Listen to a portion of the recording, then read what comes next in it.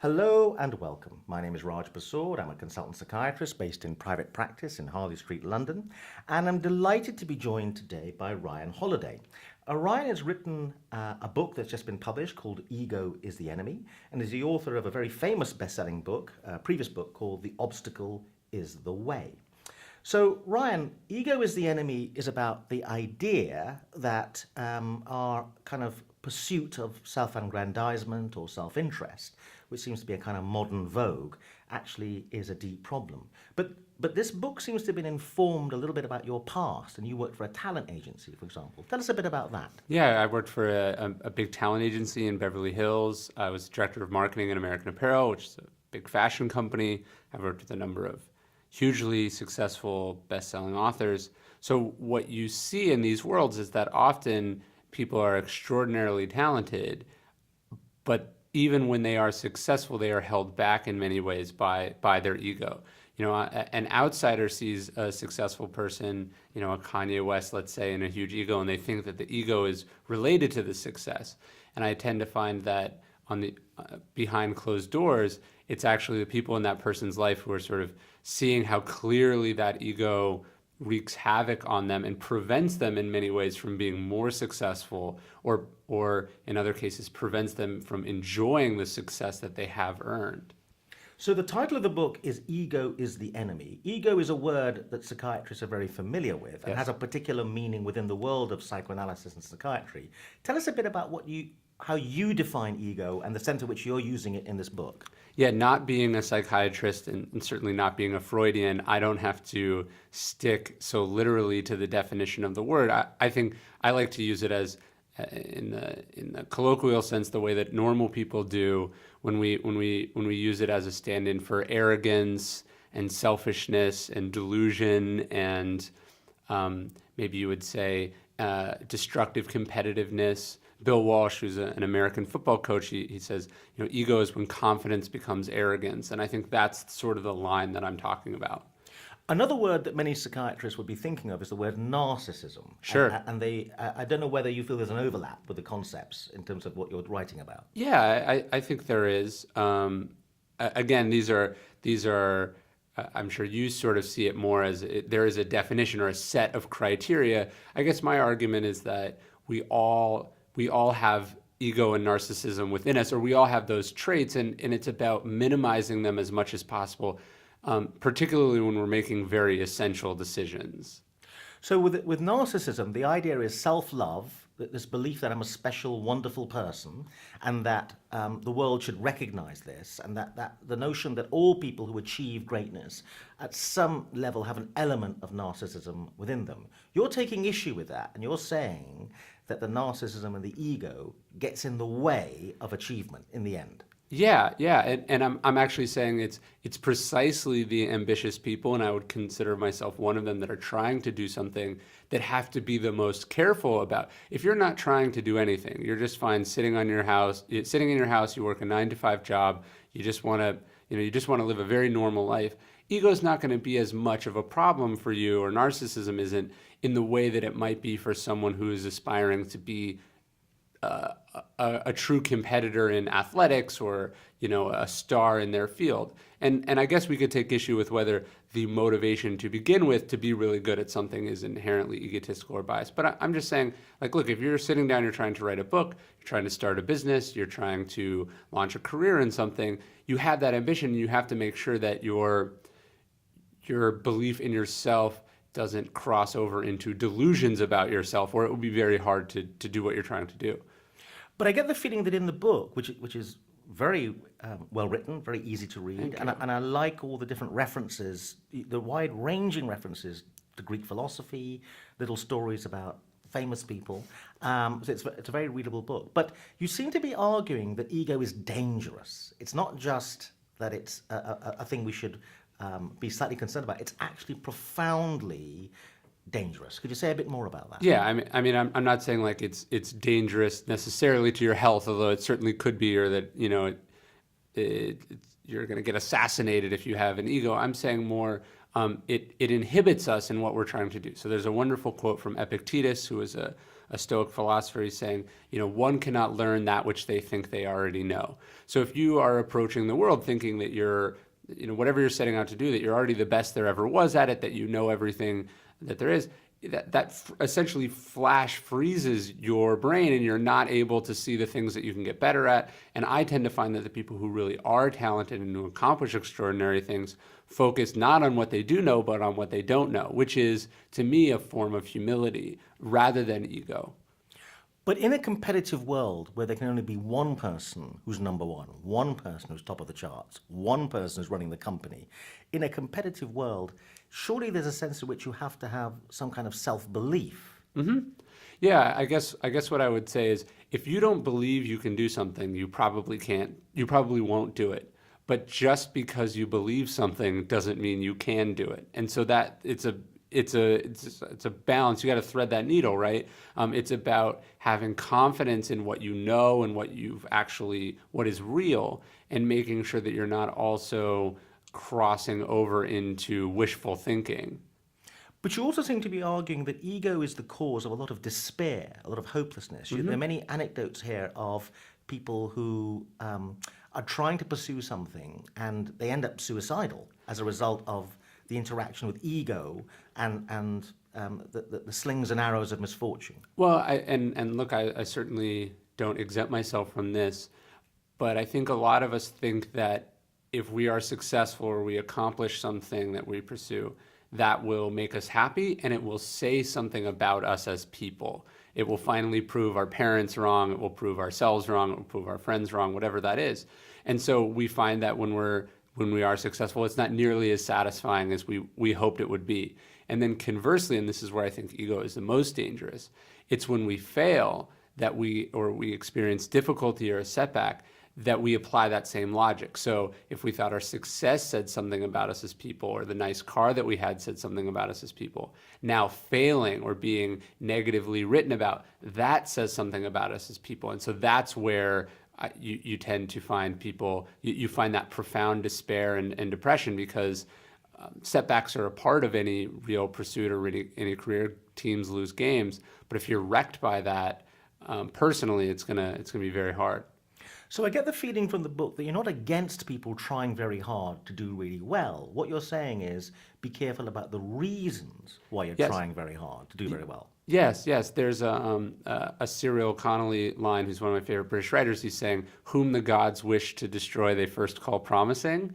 And so it's like, look, if you're promising, if you have potential, that's amazing. You just have to make sure that you're not wrecked by the way that can mess with your head. I go for what you're doing. I'm saying that I encourage you to do that, but ego will make it harder than it needs to be, if not impossible. Well, if ego is part of a cluster of bad reasons, ultimately, that will lead to problems, what are the right reasons to pursue excellence? I think a love of the craft is one of them. Like, actually detaching yourself somewhat from the results and from the process, and finding the joy or the satisfaction in the process. I think that's one pure motivation. I think the other might be that you are attempting to have some impact on society or the world that's larger than yourself.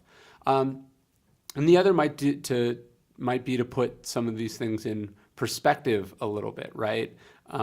That all of our accomplishments are ephemeral to a certain degree, that we're trying to do the best that we can in this brief amount of time that we have on Earth, but that, nothing really truly rests. There's that Bertrand Russell quote where he says, the first line of an impending nervous collapse is the belief that your work is terribly important. If you can have some well-adjusted awareness about what you're doing, I think that's helpful as well. There's a sense, though, in your book, which makes a lot of eminent sense, and I certainly think there's a lot of good advice in here in terms of people's well-being and psychological mental health. There's a sense in which there's a slightly male feel to the notion of your caution seems to be more directed perhaps to men than women. And what I mean by that is that classically, and a lot of people are going to be irritated by this slightly sexist analysis. But generally speaking, women turn up, do a good job because they believe in doing a good job. Men turn up and they're kind of ego involved. So they're only doing a good job to the extent that it advances their careers. They're more political, they're Machiavellian. So they turn up and say lots of things in a board meeting that make them seem impressive, but then don't go away and actually do the job. Whereas women, generally speaking, which is why whenever I'm interviewing, I tend to be very biased towards appointing women for any task. Women kind of interested in doing a good job. But the problem is that women don't get to the top as a result. They're better than men, by and large, at the actual job. But because they're not playing the political game, they're not being Machiavellian, they don't get to the top. Isn't the danger of the advice in the book is that, yes, you will end up giving the world something, you will end up perhaps having better well-being, but you won't reach the top because you won't play the Machiavellian game that you need to? Yeah, I don't know. I guess I certainly am talking more about the sort of stereotypical male ego, and I might take for granted a little bit that women are perhaps not tempted in the same way that men are. But I guess I don't necessarily see what you're saying as a terrible thing. I would rather make it near the top and have done things right and be able to appreciate and view my own accomplishments with some perspective and awareness than be driven by some sort of illness or unawareness and make it 1% higher or 10% higher and not be able to appreciate that or enjoy it. So I guess it's moderation in all things. Okay, at the risk of being irritating and challenging Yeah. you, then the ultra Machiavellian will say, and Machiavelli himself might have said this, but the problem is you won't have power, and you need power to make the world a better place, because you need the power of being the CEO or being the prime minister, and your chap's going to get pretty far up, but because he's not Machiavellian, Yeah. you won't make it to the very top. I mean, look, the future president of America is probably going to be a woman. You guys just appointed a female prime minister, correct? So I guess I'm not totally convinced that this sort of less self-involved, less egotistical approach doesn't get one to the top. And Angela Merkel is doing pretty well, So I agree. It can tend to feel like people are being rewarded for the wrong reasons. But I think in the long term, one, as a personal strategy, it's a better approach. And two, it tends not to work out as well for the people on top as maybe they think it will be. You're very passionate throughout the book about the philosophy you're espousing. I get the feeling that has arisen from some kind of personal experience. Yeah. And you talk about the fact that epiphanies, in your view, aren't really the way personal change occurs. But I get a feeling something happened to you, and you're on a personal journey, and you arrived at this philosophy through personal experience. Yeah, I was introduced to Stoic philosophy, which is the philosophy I find to be most fascinating, I think, relevant in the modern world, and I do like to sort of evangelize it and discuss it. But as someone who was pretty successful early on in my life and sort of dealing with the temptations of power and success, as you were discussing, I sort of realized very early on that you can sort of go in two directions. You can sort of commit to this totally and sort of blind yourself to it, and I didn't necessarily like where that was going. Or if you weren't careful, you could sort of imperil some of the success you had by some of that same lack of awareness. And so I just sort of really tried to dig into this philosophy and this maybe deeper, more historical perspective on things. But I get the feeling that either you or you made contact with people in deep personal crisis as a result of the whole ego problem.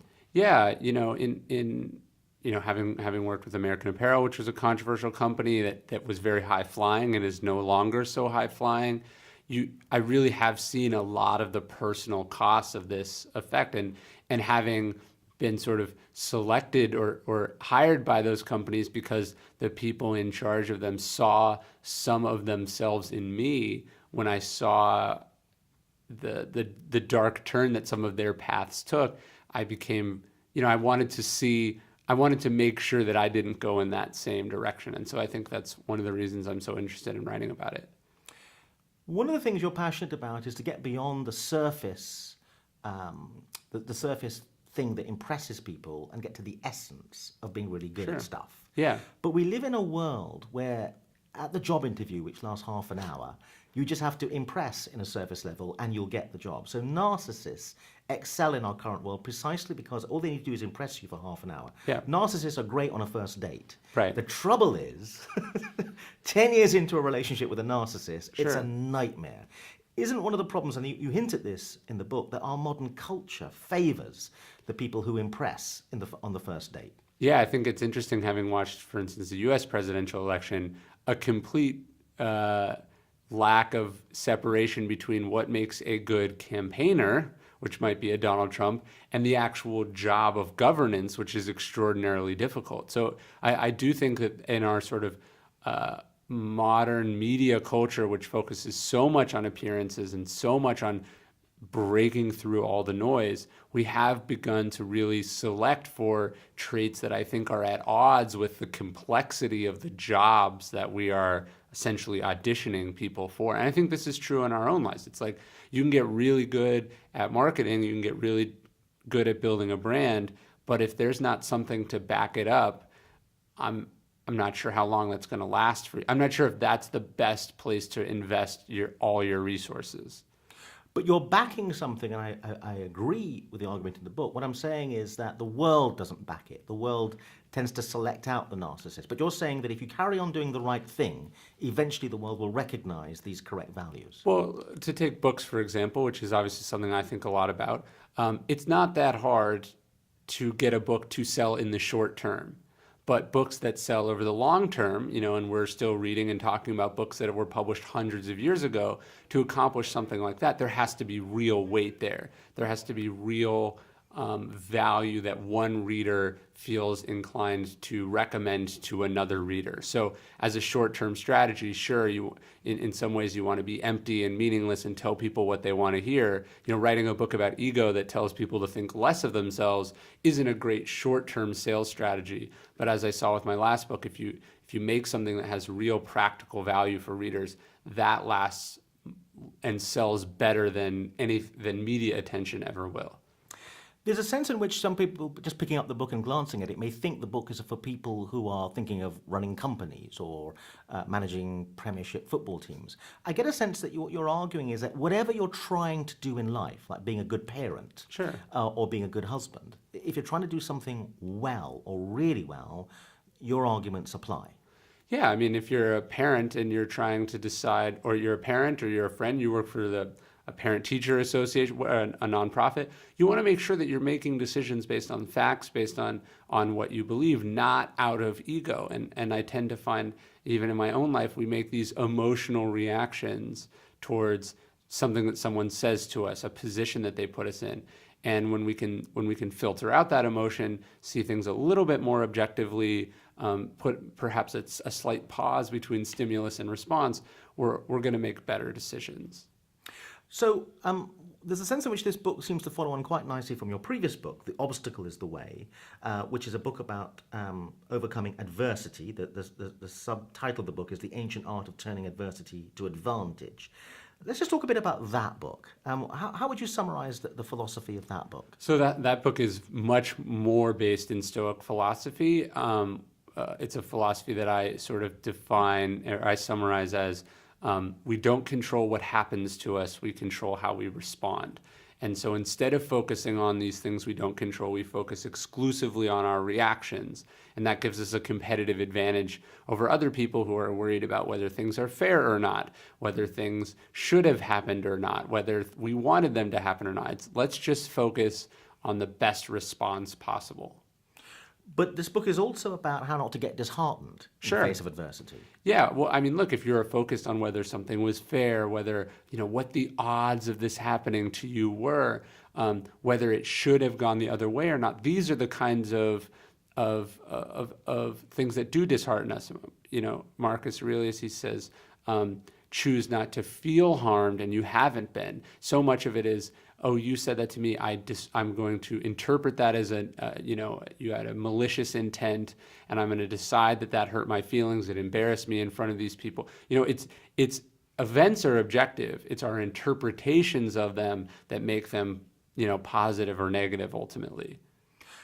But it seems to follow on naturally from the first book, Ego is Enemy, is the notion of what's going on inside us.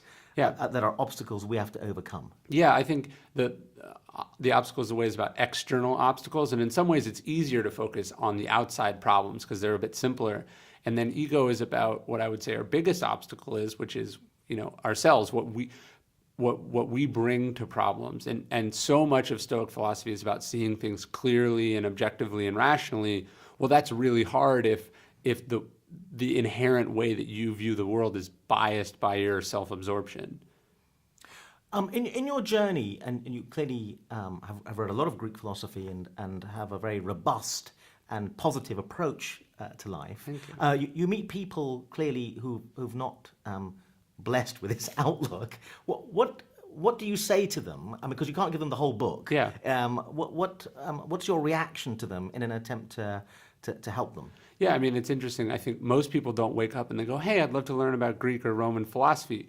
And that's why they don't. But they don't realize that a lot of these philosophies were designed specifically to help with problems that they have. People do wake up and they say, I've got a problem. Do you have a solution? And I would say, for 5,000 or so years, smart people have been writing and talking about these solutions and that there might be something there for you. And I just love this idea. My two favorite ideas from the Stoics are basically there is no good or bad. There's only our perception about things, and not in a moral sense, but in terms of a unfortunate or fortunate. And then secondly, that we don't control we don't control the world around us. We control how we respond to the world around us. And I think those are two incredibly empowering and ultimately optimistic ideas. One final question.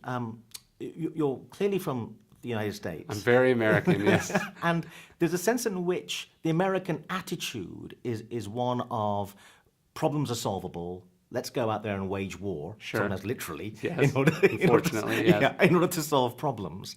Whereas the more Eastern or the rest of the world tends to take a more fatalistic view, which maybe bad things have happened to us, we just have to accept them.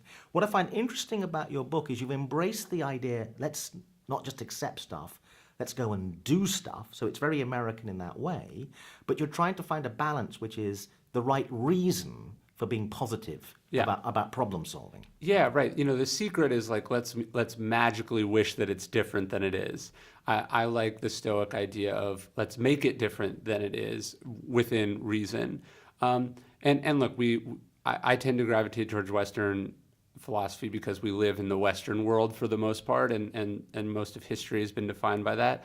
But I love the British. I think the British are very stoic, right? The keep calm and carry on, and so I think it's a mix of all of these. Ultimately, you do tend to find a lot of overlap between Stoic philosophy and Zen Buddhism, but not from influencing each other. I think from them homing in on the same essential truths of accepting what you can't change, and as the Serenity Prayer says, having the courage to change the things that you can. Well, Ryan, thank you very much indeed. Just to remind people about the books, Ego is the Enemy, we've been talking about, by Ryan Holiday, published by Profile Books. The slightly older book, which was a bestseller and is a bestseller, The Obstacle is the Way, The Ancient Art of Turning Adversity to Advantage, also by Ryan Holiday, also published by Profile Books. Ryan, thank you very much indeed. Thank you for having me.